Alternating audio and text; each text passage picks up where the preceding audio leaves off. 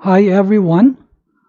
Today we're going to study area under the normal curve. The area under the normal distribution curve is used to solve practical application problems. Here are two examples. 1. Finding the percentage of teenagers whose weights is between 40 kilograms and 65 kilograms. Second example, finding the probability that a new battery will last longer than 4 years. This is the table for the area under the normal curve. In here, entries in the table give the area under the curve between the mean and z standard deviations above the mean. For example, for z equals 1.25, the area under the curve between the mean, which is 0, and z is 0.3944. In looking for that area of z equals 1.25, first, let us consider the first column. Let us look for the 1.2 value, and it's here. And then, on top is our first row that we need to look for the 0.05. The intersection of these two numbers is the 0.3944, and this is the area. There are 7 basic types of problems in finding area under the normal curve. Case 1 is between 0 and any z value, as shown in these two figures. In here, we can simply look up the z value in the table to get the area. Case 2 is if the area required is in any tail, as shown in these two figures. We look up the z value to get the area and subtract the area from 0.5. Case 3, between two z values on the same side of the mean, as we can see in these two figures. Letter A, look up both z values to get the areas. Next, subtract the smaller area from the larger area. Case 4, between two z values on opposite sides of the mean, as we can see in this figure. Look up both z values to get the areas, and then we add the areas. Case 5, to the left of any z value where z is greater than the mean, as we can see here. We look up the z value to get the area, then add 0.5 to the area. Case 6, to the right of any z value where z is less than the mean, as shown in this figure.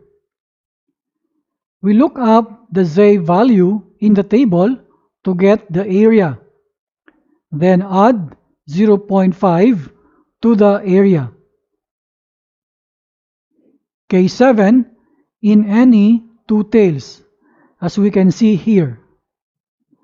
Look up the z values in the table to get the areas. Subtract both areas from 0.5. And the last, we add the answers. Here is the procedure in finding the area. Number 1, we draw the normal curve. Second, shade the area desired. Number 3, find the value in the area under the normal curve table. Number 4, solve for the area as required. Let us see example 1. Find the area between z equals 0 and z equals 1.97. Let us draw the normal curve, and here we have the normal curve. Let us shade the area desired. Z equals 0 is the mean, which is at the center, and z equals 1.97. This value, being positive, must be on the right side of the mean. Let us shade the area from 0 to 1.97. Here we go. Number 3, find the value in the area under the normal curve table. From the table, when z equals 1.97, the area is 0.4756. The step 4 is to solve for the area as required. This problem is in case 1, so the required area is that same area from step 3. This is the final answer. Example 2. Find the area between z equals negative 2.10 and z equals 0.53. Drawing the normal curve, we have here the curve, and let us shade the area desired. The z, negative 2.10, is placed on the left side, while the z, 0.53, is positive, so it must be on the right side of the mean, respectively. Then, let us shade the area between z equals negative 2.10 up to z equals 0.53. Let us find the value in the area under the normal curve. When z equals 0.53, the area is 0.2019. When z equals negative 2.10, we can use the absolute value 2.10, and the area is 0.4821. Then number 4, solve for the area as required. We can see here that this is about case 4, and we need to add the areas. The sum is 0.6840. This is the total area. This is the final answer. I hope you learned something from this video.